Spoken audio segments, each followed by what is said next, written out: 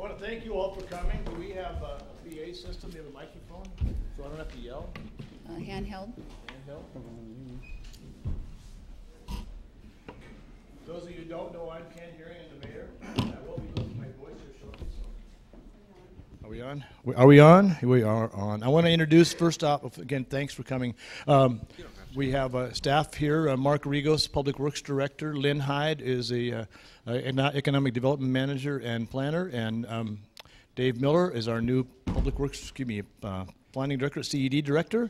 Lonnie Lindell is Administrator. And Jill Green is our Communications Coordinator. Larry Shaw is our AV guy. Who else is here? Travis. Travis is here from Sybee Parks. And Brian, help me out here. Tucker. Brian Tucker is a public works engineer. So, and then for council we have Alan Gotthelf, and I expect a couple other council members to be here shortly. But everybody's here now, so we thought we'd go ahead and start. So our purpose today is to talk about growth management, the Growth Management Act, and where we're at today and where we're going a little bit. And Lonnie's going to lead this, and hopefully it's not a free-for-all, but at the end it could be a bit of a free-for-all. And at the end there will be some opportunity for questions and answers. But I have a feeling that Lonnie's going to answer most of those questions before we ever get started with those questions and answers. So right now I'll turn it over to you. Thanks, Mayor. Well, first and foremost, thank you so much for coming out tonight. I know it's difficult to leave your families and dinner and come out and take your valuable time and spend it with us. So thank you so much for coming out. And we are hopeful that we can answer some of your questions.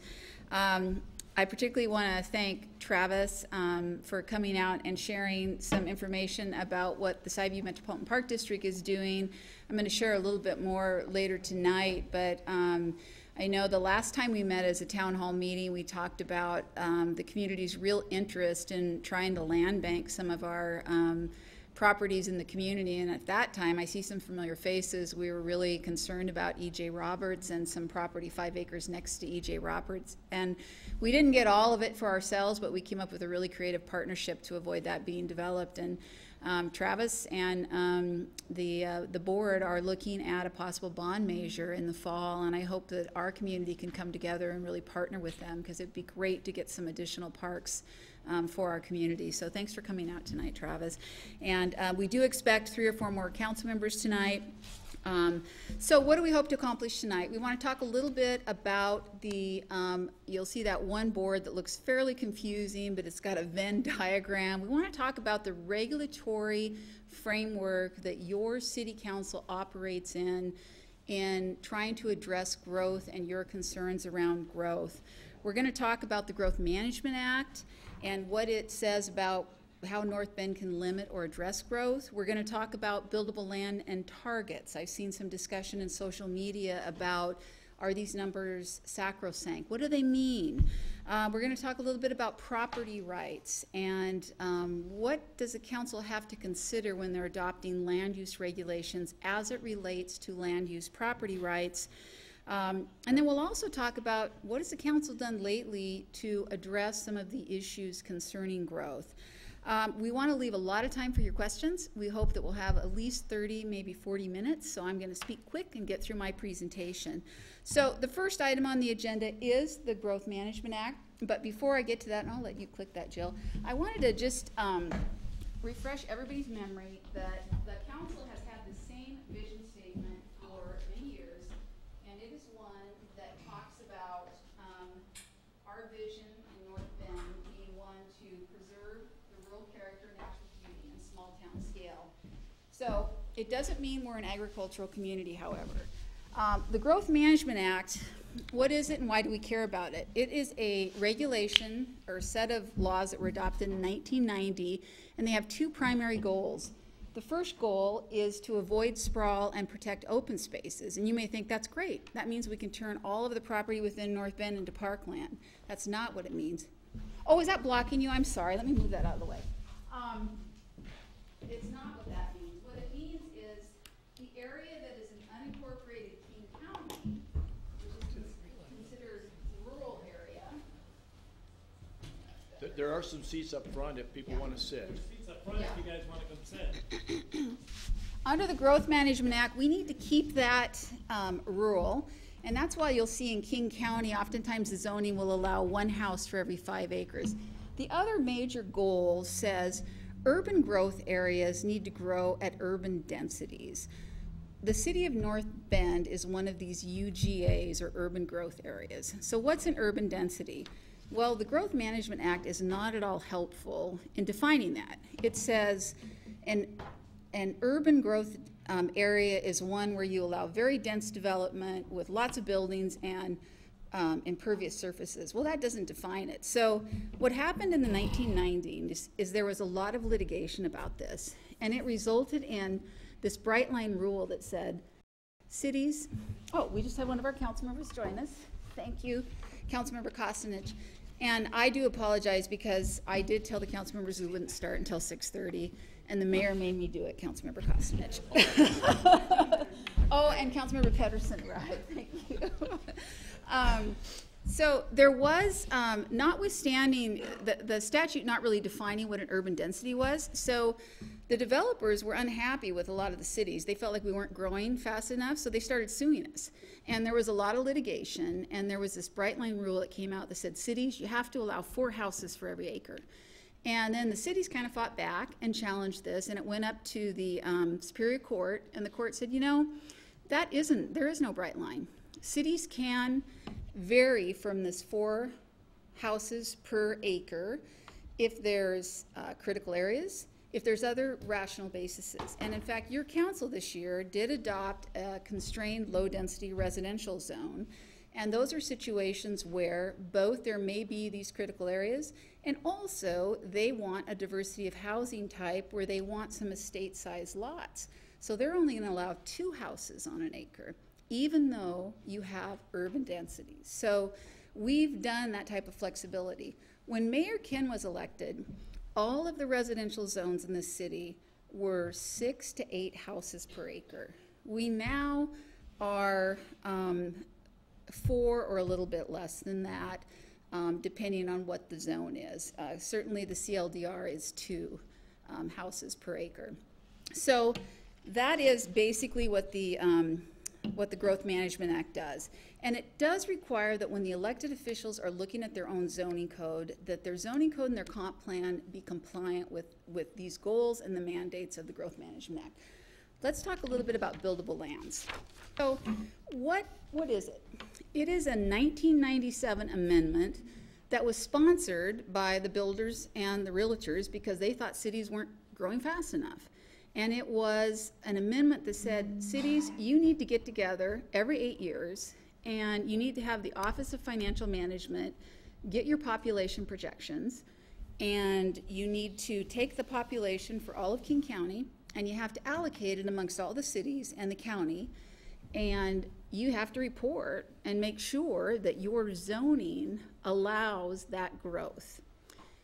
What it isn't is it doesn't allow us to shut the gate at exit 31 when we achieve our targets or grow below those densities. I've seen some posts on social media saying, oh my gosh, we've got this number in our buildable lands target. Isn't this great? As soon as we get to that number, problem solved. We don't have to issue any more permits. Buildable lands does not do that. In fact, the opposite. Buildable lands is more of a hammer against cities, not a slow the growth mechanism. So continue on. What housing target did we get? In the early 2000s, when this housing target was set, there was a report issued, and there's a picture of it on that Venn diagram. It came out, the work was done around 2006. The Buildable Lands report was issued in 2014. You can find this on King County's website if you search 2014 Buildable Lands report. North Bend received 655 housing units. You had a water moratorium at that point in time. You weren't even issuing building permits. So you got a pretty low number. You are now getting, right now, this planning process is happening again. So new targets are going to be issued for North Bend probably next year. So that number is going to be probably much higher than that. because you don't have a water moratorium. And what do we know? There's a ton of growth happening. Next. And then next, housing targets are minimum. If you look at what Buildable Lands was, it was an effort by the building community to show you could allow that much development. So once you hit it, you don't stop. It means you've met your minimum goal.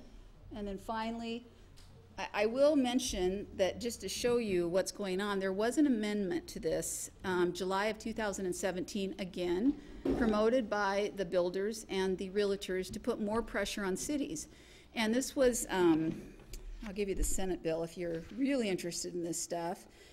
Senate Bill 5254, ensuring adequate buildable lands.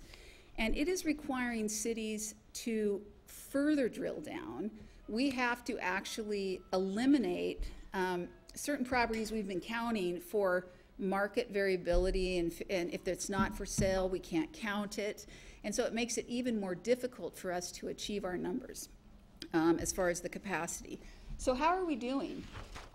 Right now we have actually 460 single family or cottages that have been constructed since we came out of water moratorium. And what's in the pipeline? We have another about 888 units that we think are going to happen because somebody's what we call vested. So they could get a building permit. It doesn't mean that they've actually built or that they've got a permit.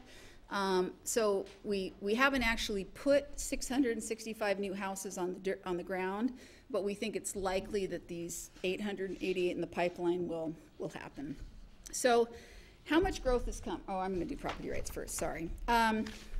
Property rights, I'll just mention this because this is another balance that the council has to look at when they're adopting regulations. And, you know, I've heard folks say, well, why don't you just preserve half that property for a park? Or why don't you just keep that undeveloped? And there is the tension of property rights. Both the Fifth Amendment to the United States Constitution and actually within our state constitution, Article 1, Section 16 says the city cannot take private property without just compensation.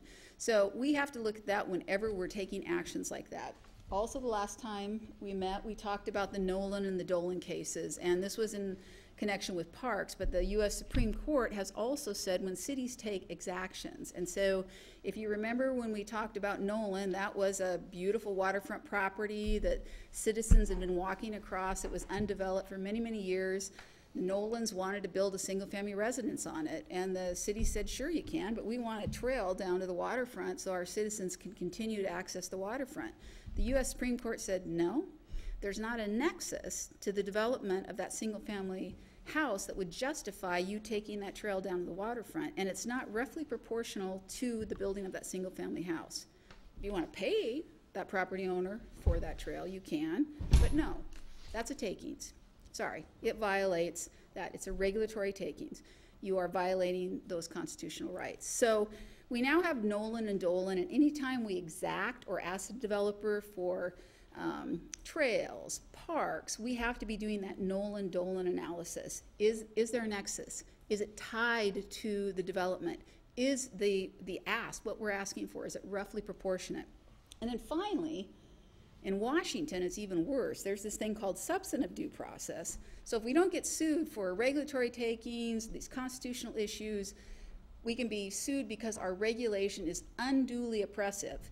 And I won't go into all the cases that mostly City of Seattle loses, quite frankly, but there's a lot of unduly oppressive regulations when our land use regulations, if they become unduly oppressive so that someone doesn't realize the benefit of their property. So just know that this regulatory environment makes it very difficult when we're looking at regulations that are limiting. Okay, let's talk about growth.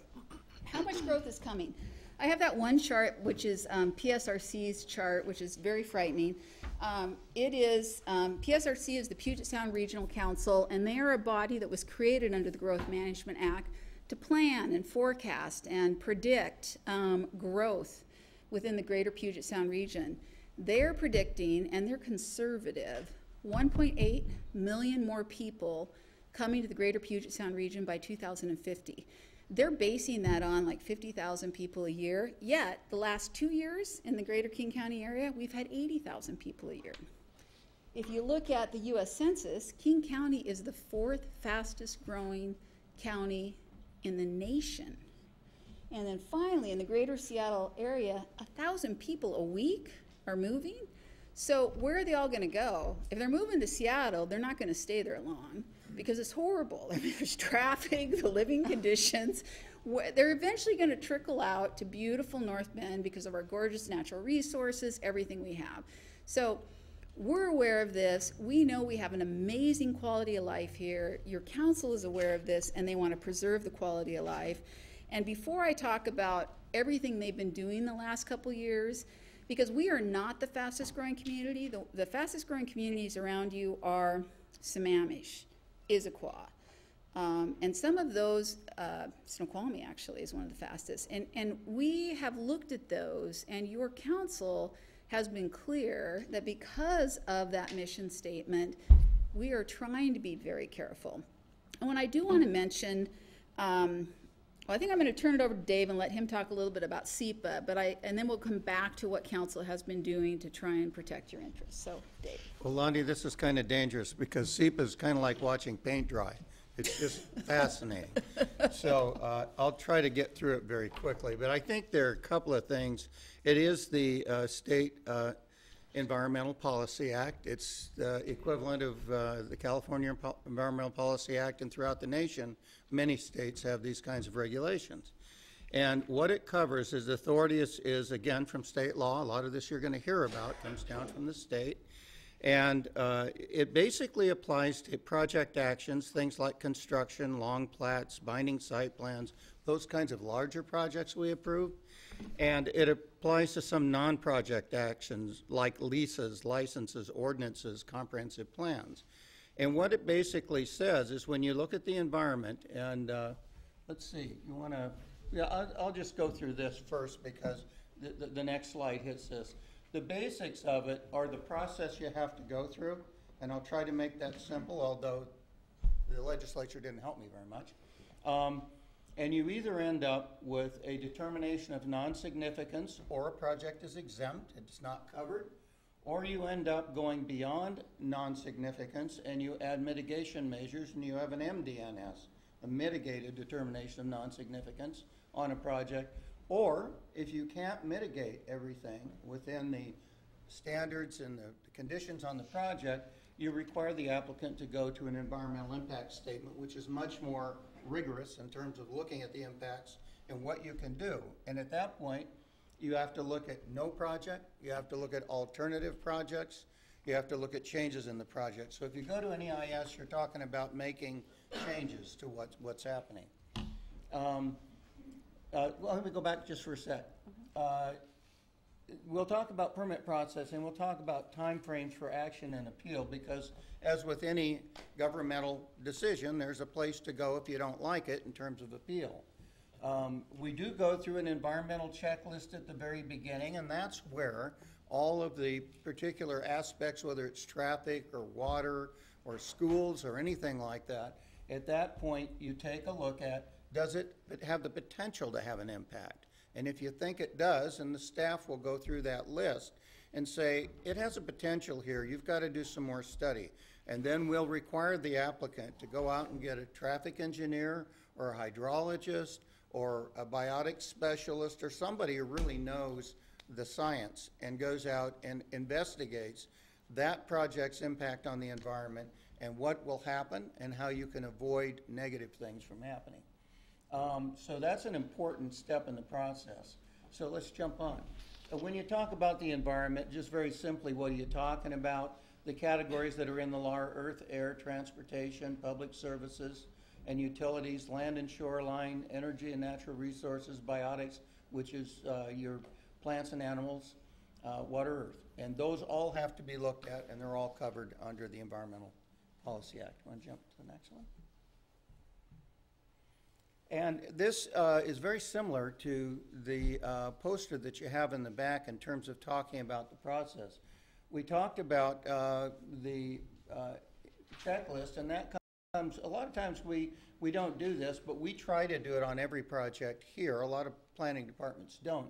But when somebody comes in with a project, we have a pre-application phase where somebody can sit down with us explain the project, give us at least a conceptual description of it, and we tell them where we think it's going to go in the process, what they need to do, what the environmental impacts might be.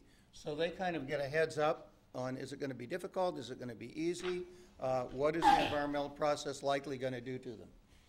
After that, we determine, when we're meeting with them, we usually do it before the meeting, but there are a list of exemptions, very small projects, single-family home, short plat, things like that, that are exempt. So if you're exempt, you don't go through it, you go on to the next part of the process. So what we do is if it's not exempt, you have to determine who the lead agency is, who's responsible for it. You might have a couple of agencies that deal with it, and they have to decide between them two who's taking the lead on it. Usually it's whoever issues the permit or does the approval. And then beyond that, you do go to this checklist that I talked about, and from the checklist, you determine whether any more information is needed. If it is, you make them do the studies, and then you take a look and see what those impacts are, and you determine what kind of mitigation you need to have. Now, it's important right here in the process to really debunk something I've seen on social media that just isn't so, and that is that when you're looking at the environmental impacts, you as a person on the street might say, I don't like that project, and there's some things about the environment I don't like about it. There are defined thresholds that you have to exceed. I'll give you a simple one. If you're going to put traffic on the road, you have an intersection. They rate intersections by A through F. F's a parking lot, A's moving pretty good. And so when you get to C, you start waiting a signal or so. You set a limit that when you get up to D, it is unacceptable, and at that threshold, if you can't do something different with the traffic, it doesn't work, and we won't approve it. So that's a very, very crisp threshold. Some of the others aren't quite as crisp, but if you get to endangered species, there are thresholds. You have to show that there is nesting, there is habitat, it's an active habitat, and you're going to interrupt that flow of the life of that particular species. So you might say that, I've seen an eagle out there now and then, but if there's no nesting, if there's no habitat evidence, then that is not an environmental issue. And a lot of people think environmental issues are something other than what the law will protect you in terms of defending you when you use the environmental process to cause people to make changes in their project or protect areas. So once you've determined what the mitigation is, you determine whether you can use a determination of non-significance. And let me tell you that this state has been so belt and suspenders that if you take an issue like flooding or traffic, there are so many laws you have to follow that most projects are self-mitigating. You have to solve the stormwater problems, retain it on site. You can't cause flooding downstream. You have to lift those homes, at least in our ordinance, 2 feet above the 100-foot flood level. There are a whole bunch of regulations that people have to get through with their designers, and if they don't get through them, they don't get an approved project. Most of those regulations mitigate anything we would be talking about. Some don't, but most of them do. And so if you decide that you're mitigating it effectively, you do a determination of non-significance. You might put some conditions on it to make sure you're covered. And once you issue that, and only after you issue that, can you approve the project. Then if you decide that the determination of non-significance, whether you put conditions on it or not, isn't good enough, then you determine that they have to go to an environmental impact statement, and that's on the bottom, a series of arrows. You have to do a draft. You have to release that to the public, give public notice, give it 30 days on the street. Then you have to hold a public hearing. You have to take all of the input from the hearing and all of the written comment, provide answers to it, attach that to the draft EIS, and that becomes the final. And when you're doing these answers and you're responding to these comments, you are responding in a way of saying we are mitigating it, or we will do the following to change the project, or we will condition it, or you'll do something, or you say comment noted if it really isn't an environmental issue. So what you end up with, if you go EIS, you're likely going to make some changes to a project or condition it more heavily. An example might be a large development that gets pared down and there are fewer units because of traffic or whatever the impact is. Now understand that when we're doing all of this, part of the belt and suspenders that the state puts you through is something called critical areas. So all your riparian areas, all of your flood zones that are occurring a lot of inundation and are really within the floodway, are very close to it where the water is moving. A number of areas that are defined under critical areas, you already have to include in your comprehensive plan as non-developable and open space, and we've done that. So we may have some places on our land use map where you might even see industrial or residential, but there are critical areas in those, underneath those colors. So the area that can be developed is usually a lot smaller than it looks like. Steep hillsides, riparian areas, creeks, wetlands, places that you can't develop. And believe me, we hear about them every day because property owners will come in and say, darn it, we have quite a bit of room out here, but I didn't realize we had wetlands and we really can't do anything on it. And those are areas that we can't touch. The Army Corps of Engineers would have you dead and gone before you mitigated enough to build on those areas. So some of these areas are taken right off the table to begin with. So that's the process that you go through. I wanted to emphasize that finding out what those impacts are, knowing what the thresholds are, because we can't, as a public agency, we can't require people to do things unless we can see that a threshold is being threatened or passed. Threshold is the formal decision as to whether or not the proposal is likely to cause a significant adverse environmental impact that requires environmental review in an EIS. So we avoid any threshold being passed in the determination of non-significance. If they are, you're immediately into an EIS. Not cheap, not easy. Then mitigation is the avoidance, minimization. This sounds like a rap song, but anyway. The avoidance, minimization, rectification, compensation, reduction, or elimination of adverse impacts to built and natural elements of the environment. And that's why I'm not in the legislature.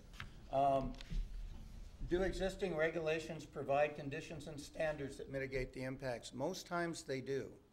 And if you really want to know how we're dealing with them, it's good to come in and say, what are your regulations doing to take care of my concerns, and then tell us what those are. The Growth Management Act and SEPA both require you do interdisciplinary review. That means that you can't require something under a regular permit outside of SEPA that you're already requiring in SEPA. And you can't double condition people, and you can't go beyond what the state standards are that you have, say for instance, for flood mitigation or things like that. You can't go beyond those. You have to meet what those thresholds and standards are. They must be in your codes, and we drive our engineers crazy reviewing plans to make sure everything's done right. That's pretty much the overview of the SEPA process. While Jill's putting that up, we're going to talk a little bit about what council has done in response to some of the citizens' comments we've received about growth and our vision. And we have heard a lot over the last couple of years concerns about traffic, and boy, there's a lot of houses going up, and are you changing kind of the basic nature of our community? Well, we'll put that up. I mean, one of the first things that we've done is the purchase of property. The last time we had the town hall meeting, we were noodling our head and saying, hey, could we figure out a way to purchase that other 5 acres? We did come up with kind of a creative partnership where we found a homeowner that was willing to partner with us to buy the existing single-family residence and agreed to a restrictive covenant that went, we recorded against the property that said they couldn't subdivide the property. They bought 2.5 acres, we bought 2.5 acres. So we did a boundary line adjustment and added 2.5 acres to E.J. Roberts. They got to keep the existing single family. It's not going to be subdivided, so we don't have the 10 houses there, and we've got this nice buffer to E.J. Roberts. So I think that was a good outcome. The bigger story, and we had a little award that's back there on the table, but we actually got recognized in the region for this, was something that Lynn Hyde worked really hard on. Congratulations, Lynn, and our council authorized, and it was really hard for us because we did not have the funds to do this. We had to really beg, borrow, and steal, but we acquired 32 acres, and I think there's a board back there showing you called Tennant Trailhead Park that's named after one of our founding fathers, and it is providing a park that eventually will be developed to create connectivity. And Lynn, do you want to tell us a little bit about what that park's going to do? I know it's going to connect to a big system and network of trails and bikes. Yeah, thank you. So one of the unique things about that site is that it is adjacent to a rattlesnake recreation area, as well as the Raging River, where they're building a lot of new mountain bike trails as well as hiking areas. So in addition to being a community park that will have on-site amenities, trails on site, picnic areas, it'll also connect to this broader region and to actually hundreds of thousands of acres of open space and hundreds of miles of recreation trails. So King County worked with us to help provide a trailhead there, as it'll be a regional trailhead as well. And I need to say that our partner, equal partner on this, was Skyview Metropolitan Park District, and Travis was very instrumental in getting that. And then how many houses were going to go onto this property? Was it? Well, we didn't have an exact number because it hadn't gone through the engineering process yet, but it was zoned. It could have had a couple hundred because part of it was zoned high-density residential. Yeah. But how many would have come out after engineering? I don't know. Unknown. So that's an example of when we can go in and actually acquire land, but we certainly don't have enough money, obviously, to buy up every parcel that someone wants to come in and short plan. It's not realistic. People have the right to develop their land. So, but that's a couple examples. Before we go to the next one, I didn't put this as a bullet, but I wanted to mention this because I've had people mention this to me as an option for the city, the people that don't want to see more folks coming into our community. And it's interesting because I hear this from folks that moved here, 3 years ago, 4 years ago, and I have to smile a little bit to myself because these aren't people that have been for 25 years. And they say, well, why don't you just adopt a moratorium? Did you see what Bainbridge Island did, or did you see what Issaquah did? Well, quite frankly, your council has used that, but I need you to recognize, and I want to introduce Jill Green, who is our communication coordinator. I hope you're reading or have signed up for Jill's newsletters, because we kind of talked a little bit about what is this moratorium and how can it be legally used by councils. Your council legally used a moratorium for the appropriate purpose, which is to study their code for purposes of code amendments. You cannot legally adopt a moratorium to slow development and or ban development.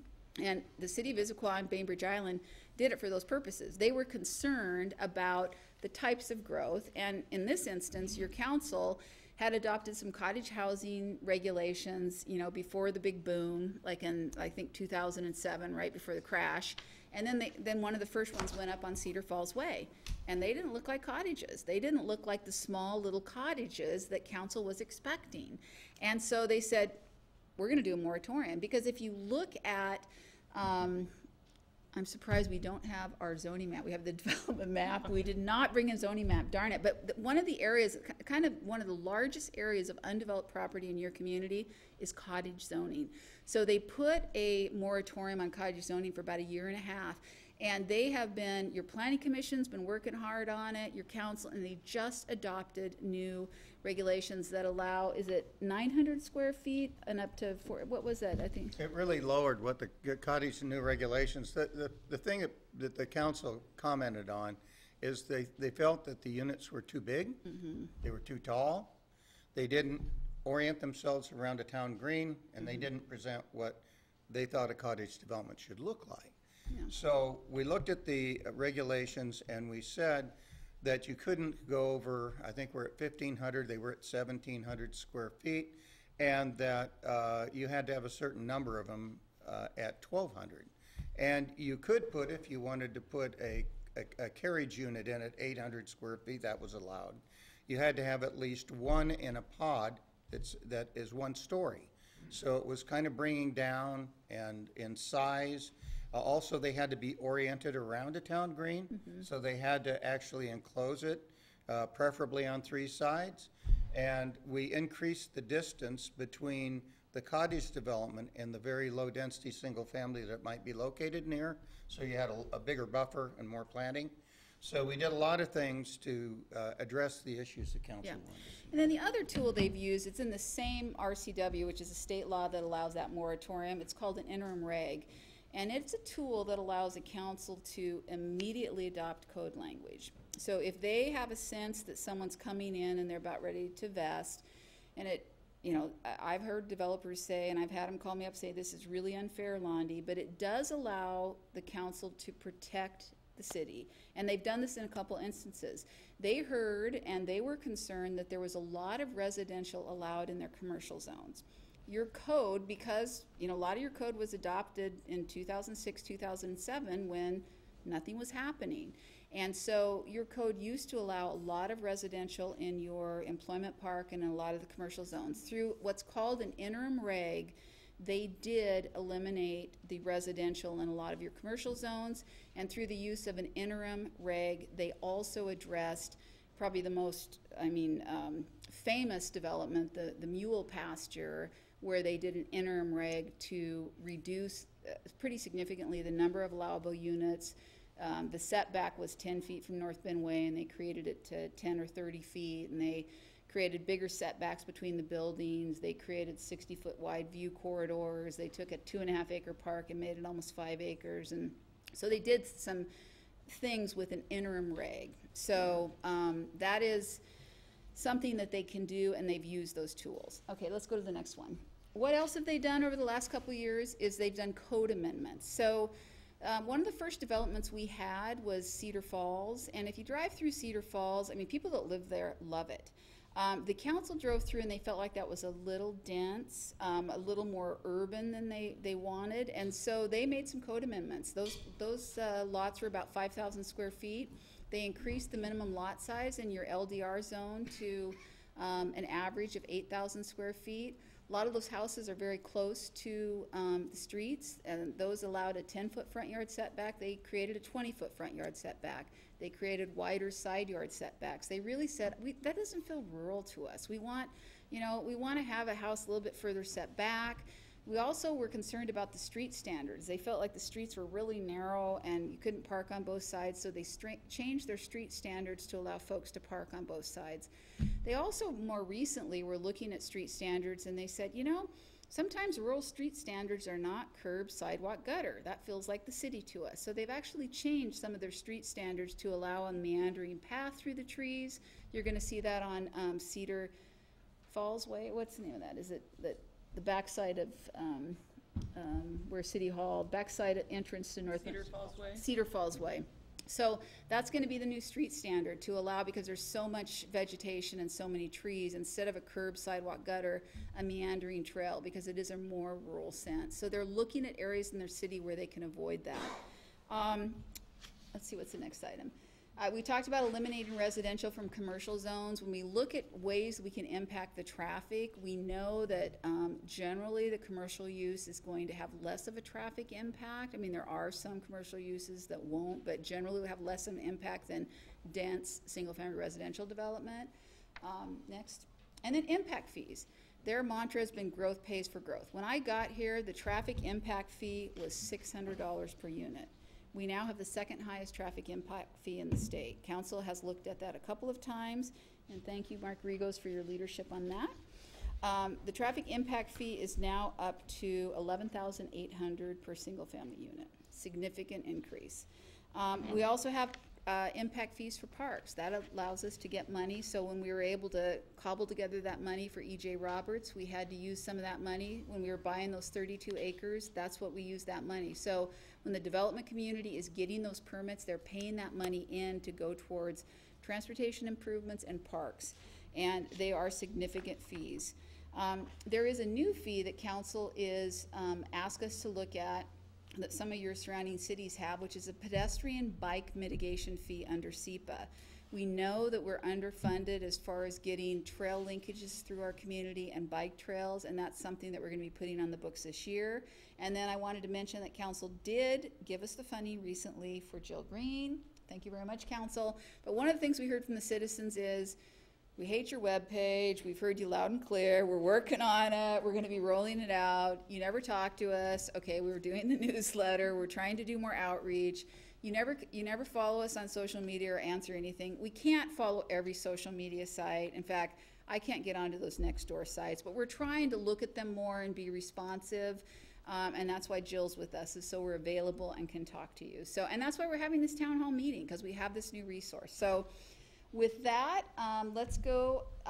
The only thing I would ask is, we have a lot of people here tonight, and the great news is we stopped and we've got like an hour left. So we got tons of time for questions. I would say This is not to ask or provide comments on specific projects. I know some of you are passionate about specific projects, so if there's things you want council or staff to hear as we look at code amendments going forward or things we can do to make this community better, and you want to use it as examples, that's great. But if you want to provide comments about projects, there are ways to submit comments through SEPA or through an administrative process. Please use that process. And then also, so we give everybody a chance to share. If you've heard something, you can say, hey, me too, I really like what Travis had to say, I agree. We'll hear you loud and clear. So with that, Jill's got the microphone, just raise your hand. So let me moderate from here. Go ahead, Larry. Oh. Lights. Yeah. So, again, 3 minutes, please. And like Londi said, if you're agreeing with the previous speaker, just please say that. We have a lot of people here, and I'm hoping everybody will want to say something, but maybe not. So, who wants to speak? Please state your name and address if possible. Do you want to stand up? Sure. I'm Lynn Winchester, and I am a realtor, but I don't sell in the valley, just to let you know. I was curious, with at least, 665 new homes that are being planned, what's going to happen to the schools? Can they support that growth? So I did not mention the school impact fee, but there's a school impact fee, which I think is $13,000. It's around $13,000, and it's actually a pass-through fee that we collect on behalf of the schools. So the schools are responsible for putting together their own school capital facilities plan, and they deliver it to us each year, and we basically have to rely on the schools having done that analysis, and council approves it, and we collect that fee for each unit, and they tell us that they are prepared to accept. I mean, they're building a new high school, so I think they are prepared to accept that population. But oftentimes, Ms. Winchester, the schools are more reactive as opposed to being proactive. So we will wait until they actually see stuff on the ground before they realize, oops, we got to do more. But that's the school district, and we really don't have any control over what they do. It's a totally separate government agency. So, over here.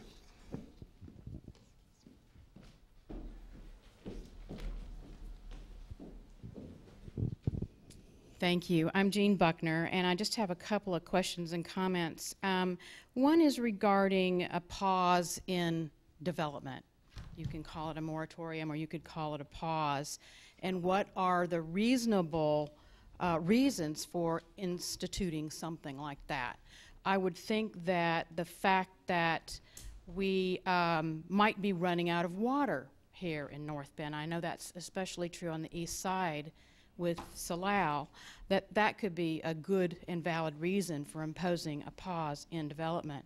I also understand that our sewage treatment plant is in dire need of upgrades and expansion, and I would think that that might also be a good reason for pausing development while we assess and determine where that water's going to come from, where the monies for the sewage treatment plant, where the plans are going to come from. And all of this has to be determined based on what our growth is going to be. And as Lynn knows, I've been trying to get some good hard numbers on what the expected growth in North Bend is. I do know that 665 is the target that the county and the Growth Management Act assigned to us. And I do know that currently the county sees that as a target, not a minimum, not a floor, and I have recent information from them saying our current view is that cities should strive in their planning to accommodate new growth roughly in keeping with the targeted amount, not way more, not way less. And that's from Chandler Felt with King County, who is instrumental in coming up with these targets. So I have concern about the amount of growth coming in. I don't think that any entity can force North Bend to choke our rivers, to build more than our sewage treatment plant can absorb. So I guess my question is, aren't those valid reasons to impose a lull in development while we study the real environmental restrictions that we find ourselves in here in North Bend, water, sewer, etc., schools? So I would say, let's start with this. We're not really prepared to talk about water or sewer, but Lonnie, why don't you talk about the reasons we can go into moratorium? Well, yeah, the state law that I mentioned earlier for moratoriums and interim regs allows council to take a 6-month pause for purposes of a moratorium. You could go into a moratorium if you did not have water. In fact, this community went into a moratorium previously, I think in the late 1990s, and then came out in 2008. I am prepared to speak about water because I just spent last night rereading the water permit. But we have a lot of growth things to talk about. I know, so. but I would just say our water permit is very clear that we have water that will provide water for the next 50 years build out. Well, I can't speculate what Salal is doing. I only can speculate on our water for build out. Well, our water permit contemplates not only North Bend, but also the Salal service area. So, but I don't know what their water availability is. I have no idea what they have. If yeah, so. And also you could adopt a moratorium if you did not have sewer that was available. But again, we've completed a capital facilities plan, and we have also with ecology projections that the sewer can accommodate the growth that is anticipated. So neither, we sadly had to increase our rates, which was very painful, and we heard from our community about that, but we very, very exponentially increased our rates to pay for those capital improvements. So yes, we do have the money. And when will it be completed? It's phased, and I'm happy to give you the details, or you can look at the capital facilities plan, but I don't want to digress into Let's plan it. on a future town meeting to talk about water and or sewer, and because we could spend 2 hours just talking about either Yeah. one of those issues. Yeah. So, who else has questions or comments? Hi, Mike Reed, live up in the Wilderness Rim area, and I just had 2 quick questions. One, the SEPA process seems pretty thorough. Is that just in the city limits, or is that the whole North Bend area? The entire state is covered by the SEPA Oh, it's process. the whole state. Okay. We have jurisdiction within the city limits, and then the county does outside of that, but we're all bound by the same law. Sure. And then the 665 home development, I guess the target number, what does that mean? Is that per year? What is that in a decade? Or So that was a target over a 20-year planning period, and they now are studying, I mean, they're coming up with new targets over a Right. new 20-year planning period, so. okay, so And it was supposed to be, I think it was through 2035, and now they're coming up with. now they're renewing Yeah, it, we're or they're supposed to upping get it? new targets, I think in 2019, and then there'll be a new 20-year window. It's the countywide planning policy. Well, it's a group. It'll be a group of King County planners and representatives from the cities, and it will, if you look at that little document there on the right-hand side, Jean, that's called the 2014 Buildable Lands Report, there'll be something like that will come out. But that doesn't. Yeah, there'll be new targets for everyone. But that doesn't mean that when we reach those targets that we can just stop, because people own property and they're going to be allowed to develop their property.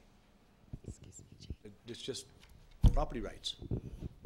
Hi there. I'm Sandy Noft. I live in the Wood River neighborhood, and I want to commend you guys on your presentations. That you did a great job, Londi, and David, I'm sure you did a great job, but not being an engineer, I didn't understand half of what you said. Anyway. When I came here, I didn't either. I don't believe that. Anyway, my question, I have 2 questions, or 2 concerns maybe. And one is still the traffic. I mean, most of these developments that are going in, either up front or back up to North Bend Way. And I know there's just one development alone that a study was conducted that was going to add, was it over 21 or 2,200 weekly trips just on that a little stretch of North Bend Way. That's a major concern. I mean, once you start getting an additional 2,200 cars on that stretch, we're going to have traffic like some of the major cities. And I know the answer has been to put a roundabout, you know, to slow down the traffic, which of course will slow down the traffic, but it'll slow it to an absolute crawl. And my second question is, this is sort of water related, but my understanding is there's one of the developments slated for building that only has half of the water rights. What if they can't get the other half of the water rights? What happens then? Thank you. I'll let you Yeah, answer the transportation. Mark Rigos, Public Works Director, Civil Engineer.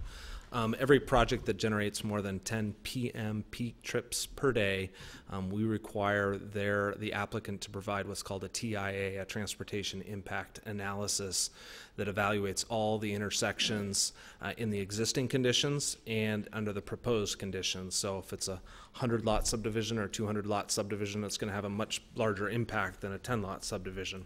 So the city has the ability to require road improvements outside of their project if they trigger what's called LOSD, Level of Service D. Dave Miller touched on that earlier, and that is in our North Bend Municipal Code, that if a project trips that threshold, then we can require road improvements. One of the particular projects, I don't want to get into particular projects, but you kind of brought it up, has to do with 2,000 trips per week.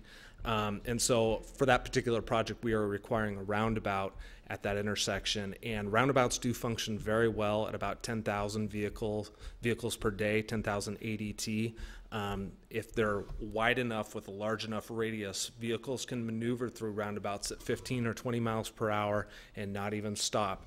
The problem roundabouts are traffic circles when they're really small, and so the vehicles are all scrunched in together. So those don't function well at all. So we make the roundabouts very large. I'm sure you've all driven Cedar Falls Way roundabout. It functions very well. I've driven through it 1,000 times in 3 or 4 years, and the most I've ever had to wait coming into that roundabout was about a minute, and it's because somebody wasn't driving it correctly. So the roundabouts will function just fine for the traffic that we have in our city. With relation to a project not having enough water for the whole project, what we do is I actually know the project you're talking about, and I told them they had to make a commitment, because we couldn't issue our approval, that they would build whatever they had water for and would complete the project, or they would have to come back with a brand new application, go through the whole process again, because then we would be looking at a smaller project and later bring the other one in. So we look for commitments from people, and the way we condition projects is that the first phase has a certain number of improvements that go beyond their frontage and go beyond, for instance, the project you're talking about has an access road that goes to the Snoqualmie Valley Trail and will be extended across that trail by the county, and we're working on some grants for that, to have a kayak area that you can load into the water, and you can have parking there, and it can be done right instead of people taking up the along roadways that we see now and messing neighborhoods up. So we're requiring people to do the full boat when they come in of the things that have to be done up front, and they're heavily loading these projects up front. And I tell them, if you can't do it, if it doesn't work, don't do it. Reapply for half of it. Tell us what you can do. So we're very concerned about that. We're getting a lot of pressure from another project to have an early clear and grade permit. We did that with the hotel, didn't work out too good. So, you know, we're sometimes when we hold the line, it doesn't make the development community happy, but we're trying to make sure that we do it right. But the other side of that is that the second half won't be built until there is water available for those units. So who knows?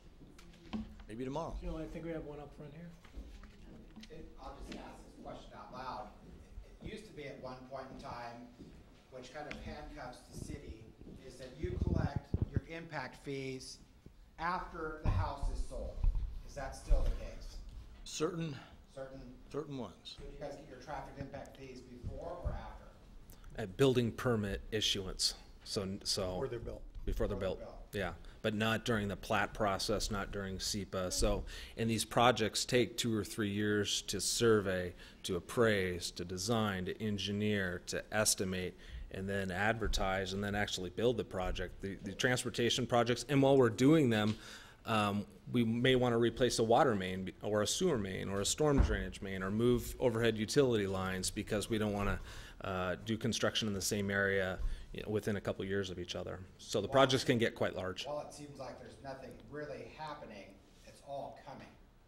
There's a lot that's coming. There's a lot that's coming because of the way that the system works. Correct. And we have a transportation improvement program. It's called a 6-year TIP. You may have heard about that. Our city council approves that every June, once a year, and we have about 30 capital transportation projects totaling about $40 million.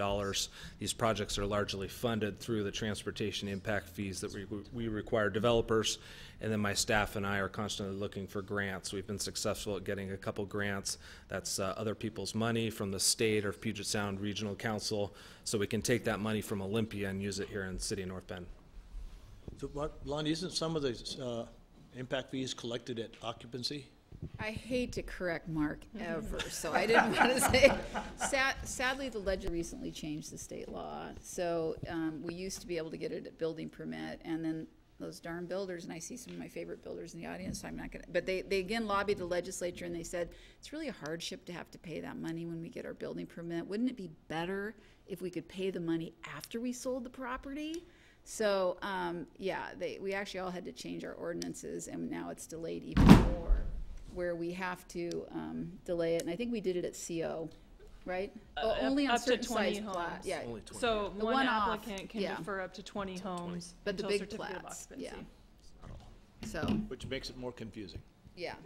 So we have to wait longer on the. Just a quick editorial comment there. If you want to put pressure on anybody to make sure that impacts are solved before people occupy the units, you need to talk to the legislature.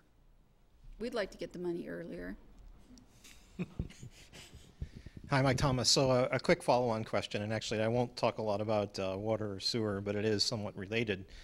When you collect like development impact fees, traffic impact fees, as well as, you know, for example, things like, you know, water GFCs or, you know, sewer GFCs, or in Salal's case, like, you know, a membership in the association, those fees are set sort of at the time the development is envisioned, and with the zoning and targets that are kind of available at the time.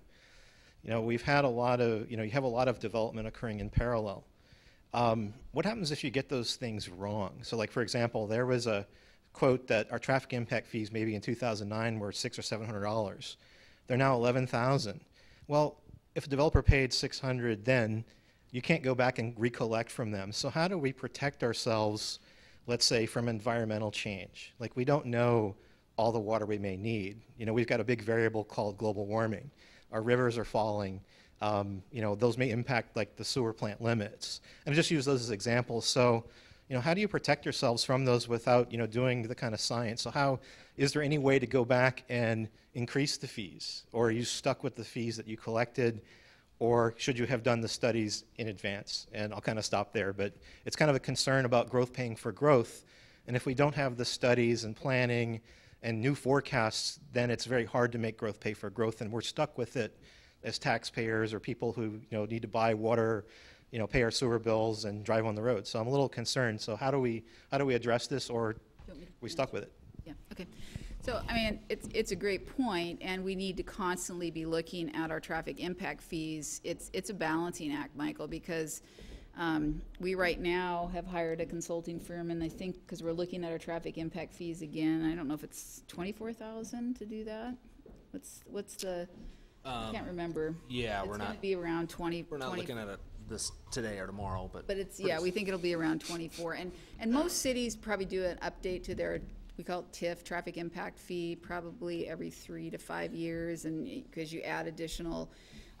We're also going to be looking at our park impact fees, because we're probably going to be, hopefully, if this bond measure goes forward, we hope to enter into a partnership agreement with Skyview Metropolitan Park District so that we can leverage our park impact fees towards some of these projects.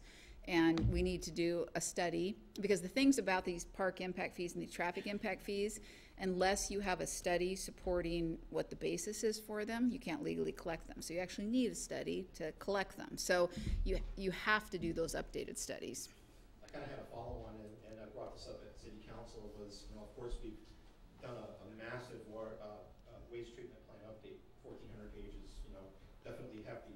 The water system plan, I believe, has been sort of planned around 2019. How do we rationalize that against development that's kind of being asked to approve now, without knowing what our water demand is? I think it's a consideration.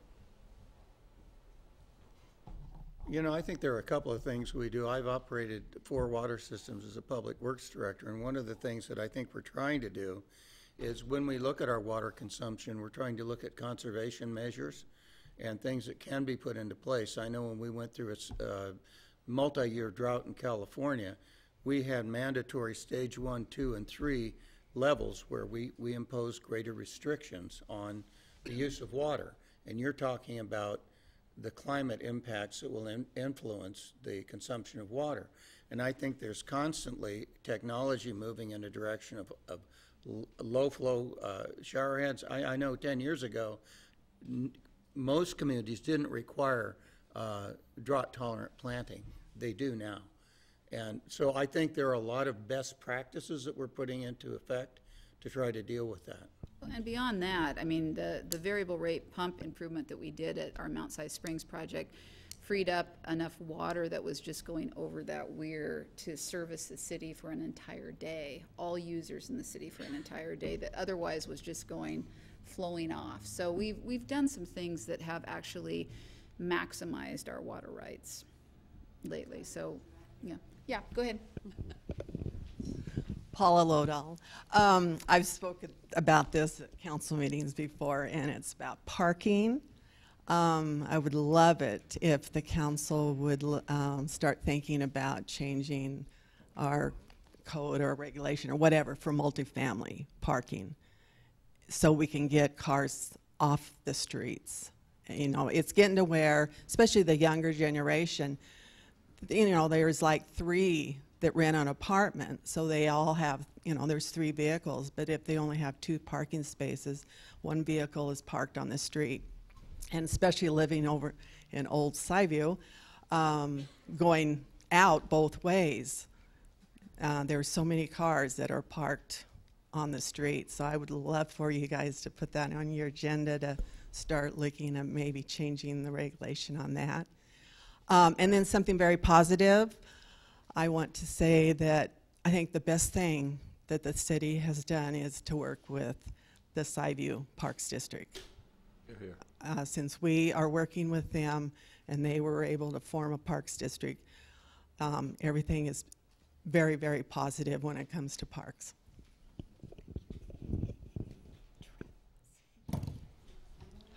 Thank you for that. Thank you. We should be applauding Travis. Hi, my name's Sherwood Korshin. I've been hanging around here for about 22 years now. Couple of questions. In this summer, when it's hot, we're going to have what's called the Thursday night shower event. So everybody at 9 o'clock, get in the bathtub or in the shower, get out of there at 9 o'clock and flush your toilet, and let's see if we can blow this processing plant up so we can get a new one. We'll have that. We'll put that out on, what do you call it, social media. You're on We'll set. get you in there too, Jill. So my question is, I've got a bunch of them. Are transportation fees fungible? So if somebody builds a building there, can you take it over there? Yes. And spend the money? Yes. Under what authority? What is it, WAC or RCW? You can use it on any transportation capital improvement that is part of your 6-year TIP that has been used to build the transportation impact fee. So it has to be in the hierarchy of priority on the TIP list? It doesn't have to be used in the region that you collected it.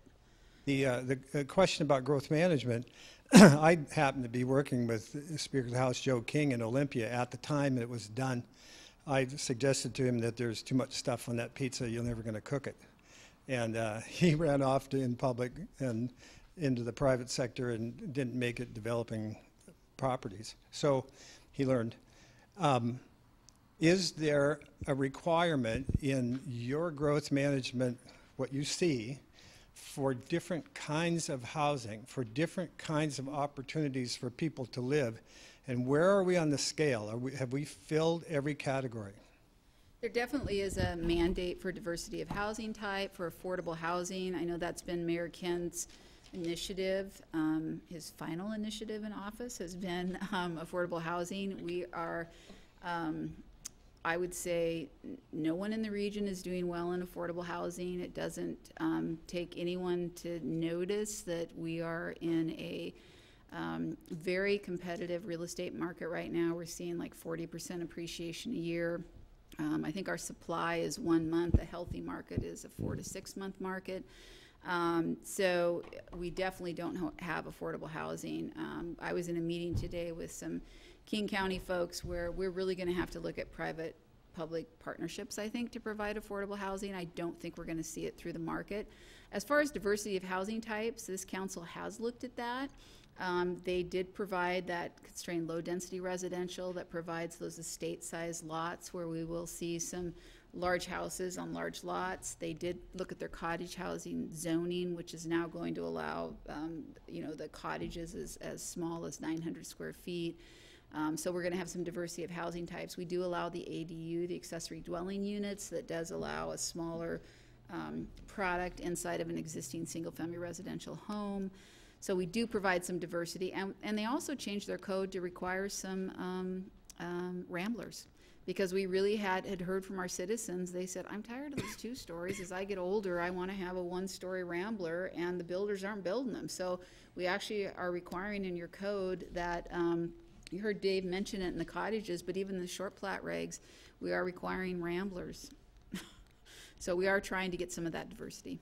When you say affordable housing, are you talking about Section 8, or are you talking about our daughters who like, work at we're Safeway? talking about workforce. I mean, we can't even, Yeah. I mean, we're out here for the furthest east, UGA, and your workforce, your teachers, your firefighters, your police officers are commuting. I've got employees that are on the road 2 hours to get here. So is there anything that we are doing as a city to encourage that? Because, like you said, our teachers and the people who work here in service, they live miles away. Most of them live down Highway 18. What are we doing? How are we focusing on that so that we can make this community a community The first thing we that's need not to do missing that piece? is increase the supply. Without increasing the supply, the demand drives the price up. So when you say increase the supply, are you going to increase the supply of those kinds of houses that our daughters and sons can live in? I think we are. One example is we've had 2 townhouse projects come in. Now, a townhouse isn't a condo. You own the house, you own a little bit of lawn in front, little in back, but it's a common wall. That is entry-level housing that they're pricing at $350 to $400. When you look at single-family homes here, you're not going to find new ones for that at all. If we can find some dollars, I've worked in a number of affordable housing programs in other cities, maybe buy a rental unit that exists if we can find the dough to do it. And the only way that you can do that is to upgrade it, make sure it's managed right, and make sure that you have a deed restriction that goes for a long period of time, because the minute you're out of there, the rents go up if you don't deed restrict it. So we're looking for money for those kinds of things. And I know the state legislature just passed a law saying that Airbnbs have to pay room tax, and they're supposedly dedicating all of that to affordable housing grants to go back to communities. So the state's starting to produce money. I can tell you in California, our brilliant governor got rid of redevelopment, and that created several millions of dollars of money for affordable housing. Community I worked in, we put $4.5 million in every 2 years. And if you're going to write it down, you need tax credits, you need subsidy, and developer equity. And it's got to be 1/3, 1/3, 1/3, and it has to be 100% affordable.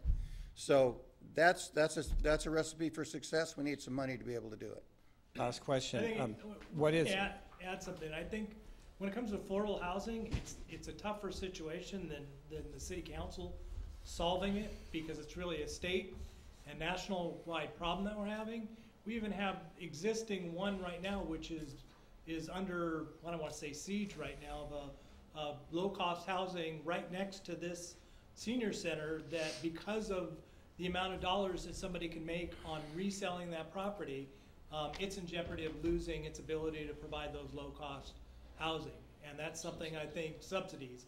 I think it's something, you know, we as a community have got to voice it beyond the city of North Bend, but to our local people to make sure that we can protect these type of units. You're going to have quite a, you know, existing stock right now that are looking to get away by selling it outside and not make them subsidized housing anymore, which is going to affect this community quite heavily.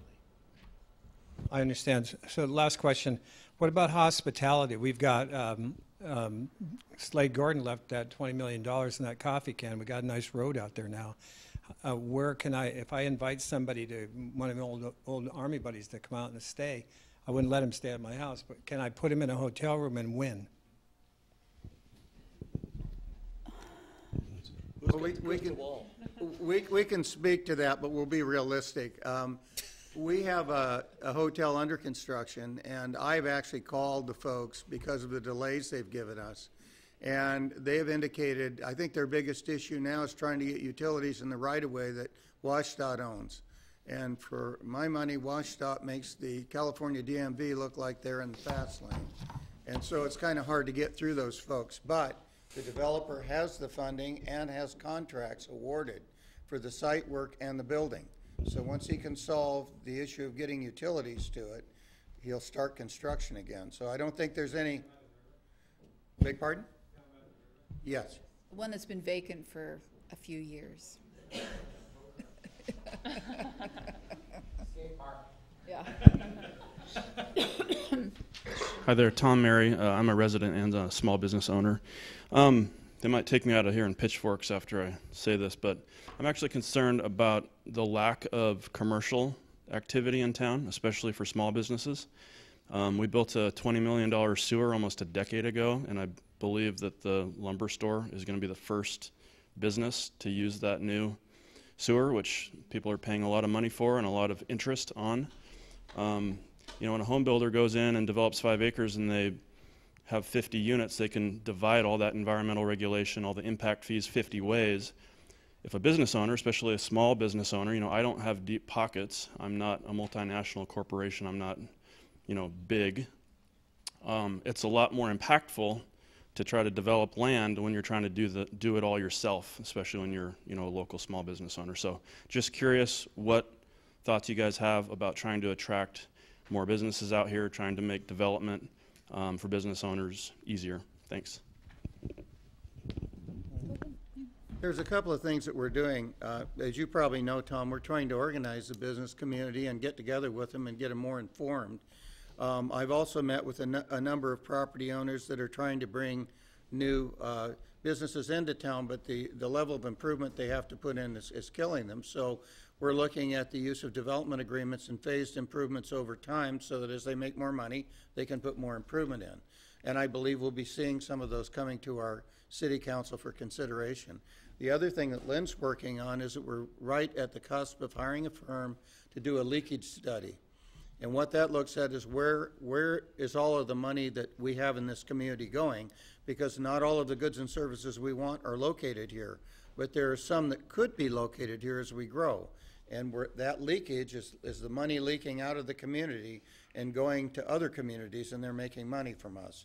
So when we find out what kinds of businesses we can capture, we intend to actively recruit those businesses and try to bring some services into the community so you don't have to drive out of town for everything. First off, Tom, I'd like to thank you for being in this community. And I think everybody should applaud you as opposed to running you out of town, considering 70% of the revenue that runs this city comes from commercial. I have put down a gauntlet, so to speak, at the end of our meeting saying to our council, this is an area that we need to address immediately this year. So I think you need to be applauded, not run out of this place. What about parking? I try to come into North Bend downtown, and there's no parking.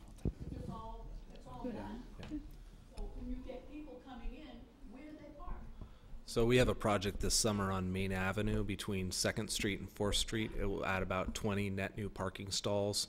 The pavement width is about 46 feet wide, which is very, very wide. So we're gonna, instead of allowing shoulder parking, we're gonna restripe it for diagonal parking. And so it'll allow a lot more efficiency for more vehicles. So that adds about 20 parking stalls. We also, in our 6-year transportation improvement program a couple years ago, put a placeholder for a parking garage downtown. We don't know where that's going to be. We don't know the size of it, if it's 2 stories, 3 stories, but it's in our TIP if council wants to move forward with a particular project like that downtown somewhere. I'd also say that we entered into kind of a creative partnership with the Glaziers, who own some of those buildings that need to be redeveloped in our downtown, to allow us to use a lot that had a couple of kind of old derelict single-family residents on it, and we were able to, they were a nuisance, and we were able to scrape those off the lot, put some gravel on it, and provide downtown parking. We now have signage saying, please come park here in downtown and shop in downtown. It's just a block off of North Bend Way on Main. So there is, I think that's about 20 spaces in that parking lot. So we added 20 spaces in the last couple of years for additional parking in downtown. Steve. I'm Steve Seeger, and kind of a loaded question, but what are the repercussions for the city if they don't? If we don't? Well, you know, the PSRC would argue that if we don't meet the GMA targets, I don't know if they wouldn't certify our comprehensive plan, but we definitely are going to meet the GMA targets. I mean, at this point, there's 460 houses that have been built, and there's 888 units that are either vested or have come in and talked to us. So I think we definitely will meet the targets. I don't think there's any question that we won't meet the targets. The issue that PSRC has had with us is not our housing targets, but when we were getting our plan, if PSRC, which is the Puget Sound Regional Council, they were concerned about our employment targets. We had 1,050 jobs, and you know, you talk about commercial, and you heard Councilmember Gotthelf mention, but most of our general fund is funded by the business community, and which is really unusual, and we're primarily a bedroom community, but because of our great business, a lot of your general fund is funded by the businesses, and we want to see more of that. And so we have a lot of jobs, and they were concerned about the number of jobs, and we said we want to see more businesses come into our community, and that's why you see a lot of our zones are still available for commercial. They thought we had too many jobs for North Bend, and they wanted us, they thought that number was too high. We did not adjust those numbers, and we ended up getting our plan certified. But we'll see what happens in the next round. But we probably won't meet our goals or our targets, I think, on, we certainly have the capacity. And what they look at in Buildable Lands is, does your zoning allow that capacity? You don't actually have to fill it all. So I think we'll be fine. Hold on. We have other people that want to have questions, so let's. Rob? Yeah, hi. Robert Crispin here. You know, you talk about how small businesses, we're looking forward to all that. At the same time, you know, that's running around, we're taking away the uses for these commercial properties. How is that promoting growth for our small businesses when you're going to take away 20, 30 plus uses on a couple zonings without even notifying the landowners that you're looking to do this? This is the part where I find it's just morally wrong that you're devaluing our properties. I think you guys are doing a great job at your fees, your assessments, running the costs up a building, everything else. But the guys that want to come in and start a business are hitting a brick wall. And then after we invest years of our work and money to buy these properties, now you're going to take away the uses for what they were intended for in the first place. Help me out and understand this, guys.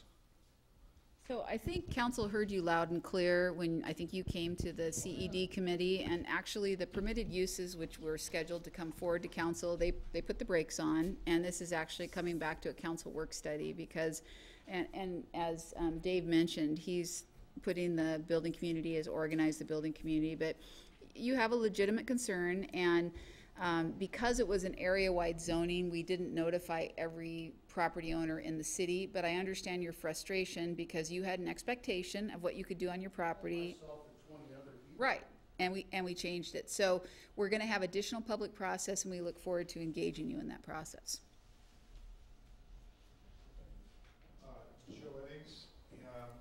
Question on, again, more of a business, commercial use. The mitigation fees, are they the same as the residential per units for development?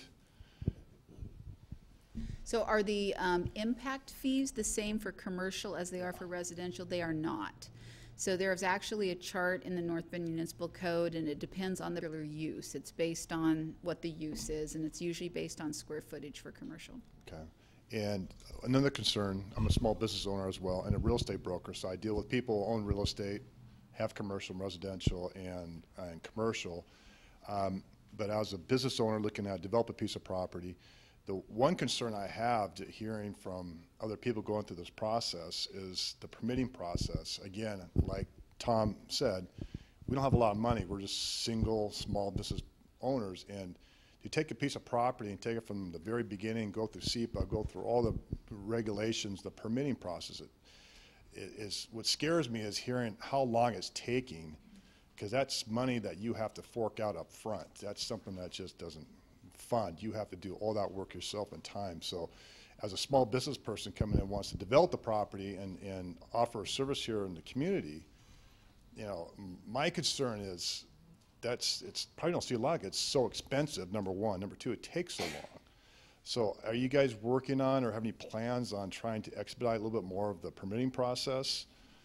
I think we're working on the expense end of it, and I think by nature that will help the speed, because if people come in and are able to do a phased improvement program as they develop over a few years, maybe even as long as 10 years, and they make a commitment in a development agreement to do the things that have to be done, those things that we can put in that agreement to take longer, we'll do. There are some things in the regulatory process we have no control over. Stormwater is a good example. That's sort of an edict that we're handed down that we have to do. So what we would do is take those things that are really, really required that we have to do today, and then maybe take some of the other things that we could do at a later date, and we've actually done this through deferred improvement agreements or development agreements, where we have, say, two frontages for a business to develop, one on one side, one on the other side.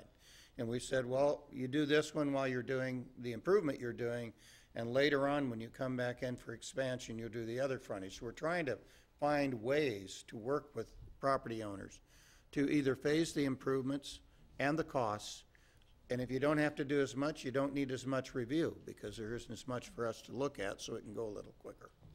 And I want to speak to the delay. I know that we have been very slow in processing permits, and the thing that, with the city and with staff is we don't want to add employees because we had this huge spike in development activity, because we know there'll be a huge drop at some point in time, and we don't want to have to lay off employees. But I will say, Council just approved, and thank you, Council, some additional contracts. So we brought some contract people on to assist with the review, and we hope we're going to be able to deliver a little better customer service, because we understand what we're doing right now is an acceptable level of customer service. We want to have a shorter review cycle, and so we've tried to come up with some creative contract ways, you know, and we had to kind of work with our unions and figure out how to best do this to allow that to happen. But we know that the delays that people have been experiencing on getting their permits have not been great. Yeah. Mm-hmm. 2 years from time to start, by the time you get done, that's a huge financial. I understand. Drain, so it's kind of, you know, it's almost you don't want to do it just because of that. Yeah. Another thing I'd like to add, Joe, you asked about the transportation impact fees, and for commercial buildings, it is based on square footage. But one of the things that council did to try and incentivize commercial is when the transportation impact fees went up quite a lot for single family developments, they looked at commercial uses and for a lot of them incentivized them, or there's some reductions allowed depending on the zone that you're going into. So they did contemplate ways to incentivize commercial uses still. So I know per unit is like almost over $50,000 now for the developer by the time they pay all their impact fees, mitigation fees. That includes the general facility charge, transportation, park, fire, and school impact fees, it's about 40,000, I believe. And that depends whose water you're hooking up to, where that ends up. But that's for one single family unit. So for a commercial, it's based on square footage, whereas single families assumes a certain square footage and equivalent residential unit, it's called. That's a great question. That's the conundrum. So hold on, folks. We need to be using the microphone because this is being picked up, being recorded. So if you're not being recorded, not on the microphone, you're not going to get recorded. So, do we have other questions? So, Rob, you had a question about affordable housing. You want to? Will you hand on the microphone, please? I got lots of questions, but we don't have time for that tonight. You know, you guys have run the fees up to where we're the highest in the state or fourth highest for some of these fees and other fees. How does that help affordable housing? Well, high fees does not help affordable housing. You have to, as you heard from Dave Miller, find other ways of doing affordable housing. We're not the highest in the state. I'm trying to build a single-family house in Issaquah, and I'm up to about 80,000 on impact fees for one single-family house. Well, I understand everyone's concerned about the growth, and we don't like the new neighborhoods they're putting in. You know, I'm 5 generations in this town. I've seen it change.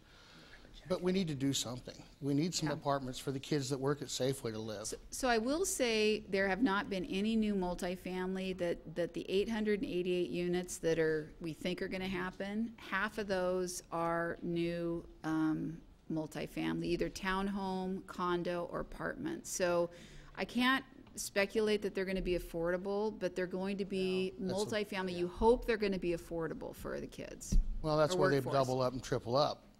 And then hopefully we let them put more than 2.2 stalls per unit so they're not overflowing onto the streets. You know, so there's a concern. I understand everyone's concerned, but small business growth is strangled right now.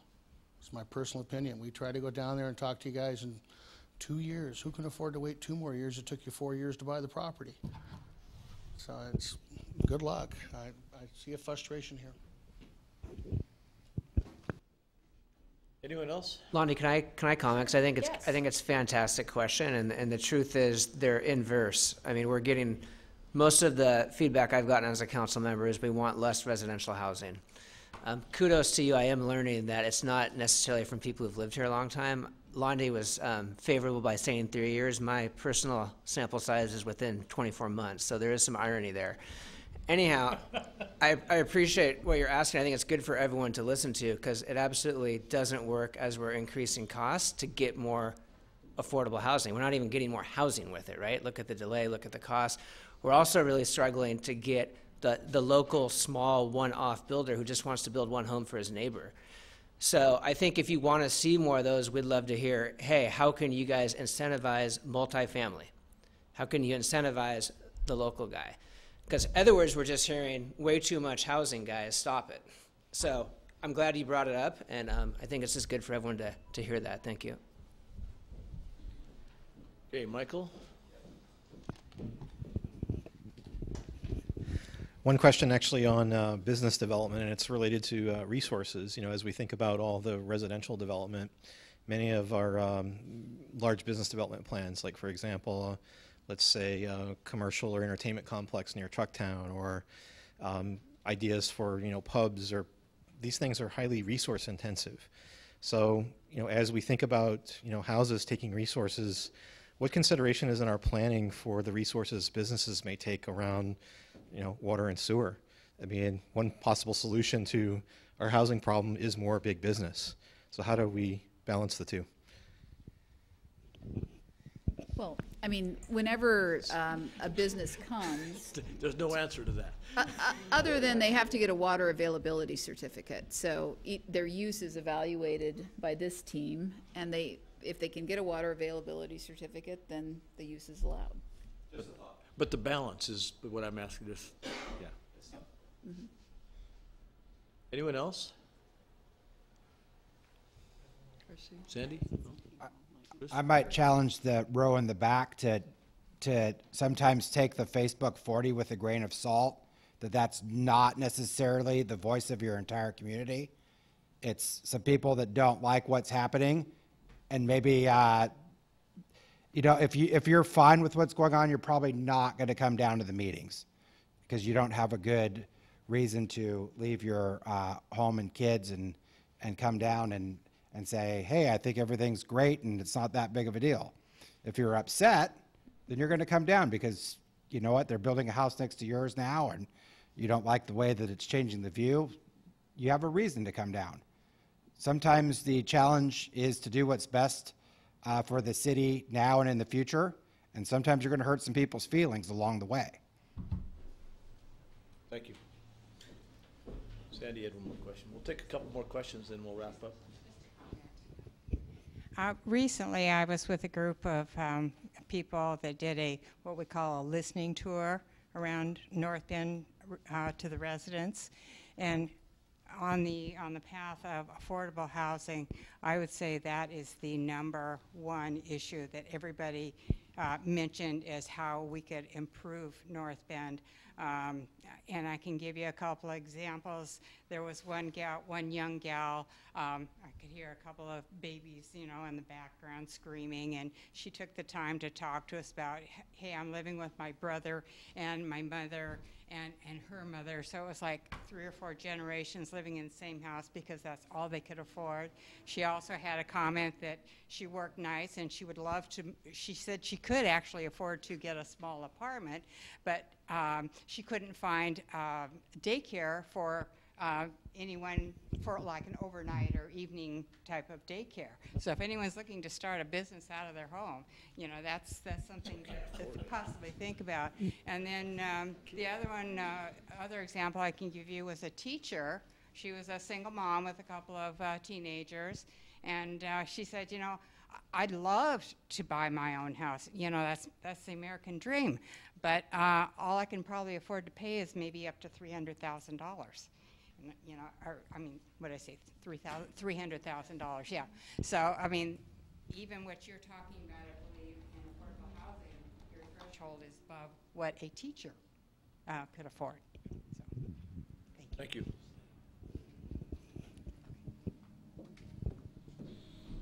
Dave Olson is usually first, and tonight he's last. Hello, I'm David Olson. I live at 440 Main Avenue South, and I'd like to commend the Planning Commission, the city staff, the city council, and all the other groups who keep the city running. They have done for what I've seen, they've done a very good job of threading the needle between what the various groups wish to accomplish, which are often conflicting. Thank you very much. Thank you, Dave. How long you lived here, Dave?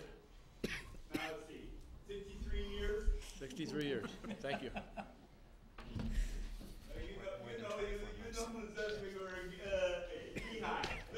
I knew the answer before I asked. So this was a great meeting, and I really appreciate all of you coming out tonight. I appreciate the questions, the comments, the staff response, council response. And Tom, even though you felt you might be carried out of your pitchforks, I do appreciate what you said too. Everybody. And maybe this isn't the end of what we need to be talking about. We've covered an awful lot with GMA and growth, but we have a lot to talk about with water. We could talk about sewer. We could talk about a lot of other things if people are wanting to come back and talk more. Parks. So I'd like to leave that door open. Probably not in the next couple of months, but maybe say July or something like that. Get back together and have another conversation. And Mayor, we are always available at City Hall to answer questions, and we'd love to chat with you one-on-one if you have further questions. So don't hesitate to reach out to any of us. You bet. And I did bring business cards, but please call, and business cards are available at the front door at City Hall, and thank you all for coming, and drive home safe. Thank you.